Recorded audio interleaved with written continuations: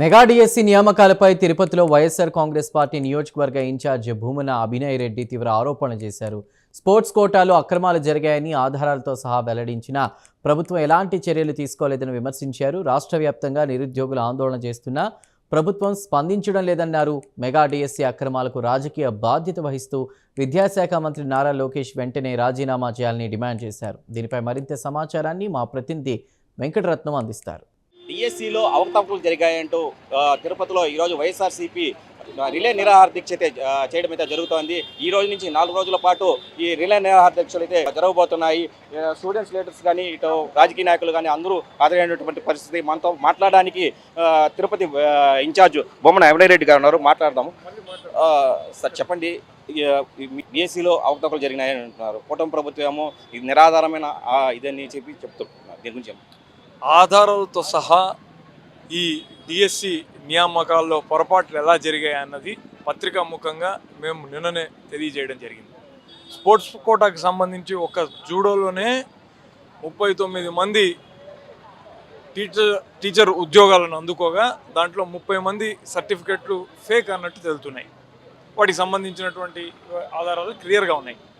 దీని మీద ఇప్పటి వరకు ప్రభుత్వం స్పందించకపోగా నిరాధారాలు అని అంటుంది. నిరాధారాలు అయితే మేము పూసగుచ్చినట్టు ప్రజలకు తెలియజేసినటువంటి వివరాల మీద ఎందుకు వివరణ ఇవ్వడం లేదు? ఖచ్చితంగా ఈ డిఎస్సి నియామకాల్లో పొరపాట్లు జరిగినాయన్నది వాస్తవం.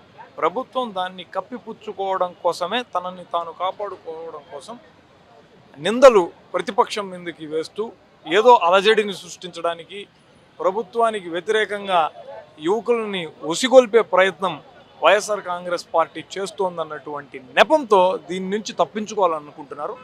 కానీ వీటి పట్ల వాస్తవాలు ప్రజలకు అర్థమయ్యే కొద్దీ ప్రభుత్వం పట్ల తీవ్రమైనటువంటి వ్యతిరేకత, అసంతృప్తులు రేగుతున్నాయి. అందులో భాగంగానే పెద్ద ఎత్తున జగన్మోహన్ రెడ్డి గారి పిలుపు మేరకు 175 నియోజకవర్గాల్లో యువకులందరూ కూడా ఈ రిలే నిరాహార దీక్షల్లో పాల్గొని ప్రభుత్వం పట్ల వాళ్లకున్నటువంటి అసంతృప్తిని వెళ్ళగక్కుతున్నారు. ప్రభుత్వం దీనికి నైతిక బాధ్యత వహించకుండా ఇలానే పొడిగించుకుంటూ పోతే, అర్హులైనటువంటి వాళ్లకు ఉద్యోగ అవకాశాలను కాలరాస్తూ పోతే వీళ్ళ కోపాగ్ని జ్వాలలకు మాడి మసేపే రోజు దగ్గరలోనే ఉన్నదన్నది మా అందరి అభిప్రాయం. అయితే సిబిఐ విచారణ చేపట్టాలి, రాజీనామా చేయాలని కూడా చెప్తున్నారు. దీని గురించి ఖచ్చితంగా సిబిఐ విచారణ జరగాలి. ఎందుకంటే స్పోర్ట్స్ కోటానే కాకుండా జనరల్ కోటాలో ఉద్యోగాలు పొందినటువంటి వాళ్ళల్లో మొదటి ర్యాంక్ సాధించినటువంటి వ్యక్తి నవీన్ అనేటటువంటి వ్యక్తి. ఈ నవీన్ అనేటటువంటి వ్యక్తి SCERT ఏదైతే డిఎస్సి వాళ్ళని తయారు చేస్తుందో, ప్రశ్నపత్రాన్ని తయారు చేస్తుందో దాంట్లో అవుట్సోర్సింగ్ ఎంప్లాయీగా పనిచేస్తున్నటువంటి నవీన్కి మొదటి ర్యాంక్ వచ్చింది. అరే, పనిచేస్తున్నటువంటి వాడికి మొదటి ర్యాంక్ రావడంతో దడుచుకున్నటువంటి ప్రభుత్వం అతన్ని ఆ మెరిట్ లిస్టులో నుంచి ఏదో సర్టిఫికెట్లను ప్రొడ్యూస్ చేయలేదన్న కారణంగా తొలగించింది. సరే, ఇక్కడితో ఇది ఆగిపోయిందంటే కాదు. అంటే ఈ నవీన్ అనేటటువంటి వ్యక్తి ఇంకెంతమందికి ఆ ప్రశ్నపత్రాన్ని లీక్ చేసి ఉంటాడు? ఎంతమంది అనర్హులు ఈ ఉద్యోగాలను పొంది ఉంటారు? ఇవన్నీ ఆషామాషి ఉద్యోగాలు కావు కదా. టీచర్లు అనేటటువంటి వాళ్ళు పిల్లల భవిష్యత్తుని తీర్చిదిద్దేటటువంటి వ్యక్తులు. అటువంటి వాళ్ళు, సబ్జెక్టే లేనటువంటి వాళ్ళు, ఉద్యోగాలను కొన్నటువంటి వాళ్ళు రేపు పొద్దున ప్రభుత్వ బడుల్లో మన పిల్లలకి ఏం నేర్పబోతారు, వాళ్ళ భవిష్యత్తును ఎలా తీర్చిదిద్దిపోతారు? ఈ కారణంగా సమాజం మొత్తం కూడా చిత్రమైపోతుంది, చెడిపోయిన సమాజం ఏర్పడుతుంది. కాబట్టే ఈ తప్పుని మోసేందుకు ఇంకో 4-5 తరాలు ఉండకూడదన్న ఉద్దేశంతో వైఎస్ఆర్ కాంగ్రెస్ పార్టీ గట్టిగా దీనిపైన మంకుపట్టుతో కూర్చుంది.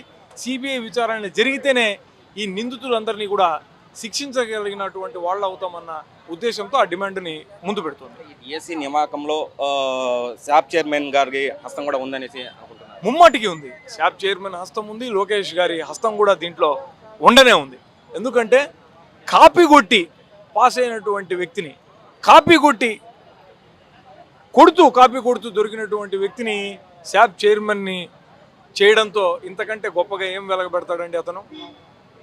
అతనికి ఏ అర్హత ఉందని అతన్ని శాప్ చైర్మన్గా కూర్చోబెట్టారు?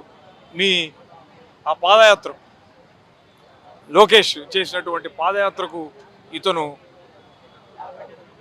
ఉండి అన్ని బాగోగులు చూసుకున్నాడన్న ఏకైక కారణంగా మీరు ఇంత ఉన్నతమైన పదవిలో కూర్చోబెట్టడం కారణంగా ఇన్ని అవకతవకలకు అది దారి తీసిందన్నటువంటి మాట వాస్తవం.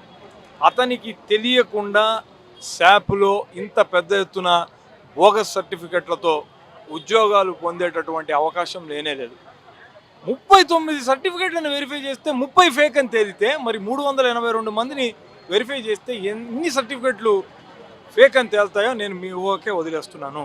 వీటి వెనుక పెద్దల హస్తం లేకుండా ఇంత పెద్ద ఎత్తున, ఇంత నిర్లజ్జగా, ఇంత భారీ స్థాయిలో దొడ్డిదారిన ఉద్యోగాలు వచ్చేటటువంటి అవకాశం లేనేలేదు. అది భూమన అభినయ్ రెడ్డి గారు చెప్తున్న మాట్లాడితే మేము ఆధారాలతో సహా నిన్నైతే మేము చూపించిన పరిస్థితి ఉంది. అయితే డిఎస్సిలో ఖచ్చితంగా అక్రమాలు జరిగాయి అంటూ కూడా భూమన అభినయ్ రెడ్డి గారు చెప్తున్నటువంటి పరిస్థితి. శాప్ చైర్మన్తో పాటు ప్రతి ఒక్కరు నిందితుల్ని సిబిఐ విచారణకి అప్పగిస్తే వీళ్ళందరికీ శిక్ష పడుతుంది అనేసి కూడా వైఎస్ఆర్సీపీ తిరుపతి ఇన్ఛార్జ్ భూమన అభినయ్ రెడ్డి చెప్తున్నటువంటి పరిస్థితి. కెమెరా పర్సన్ నరసింహతో వెంకటరత్నం, ప్రైమ్ 9 న్యూస్, తిరుపతి నుంచి.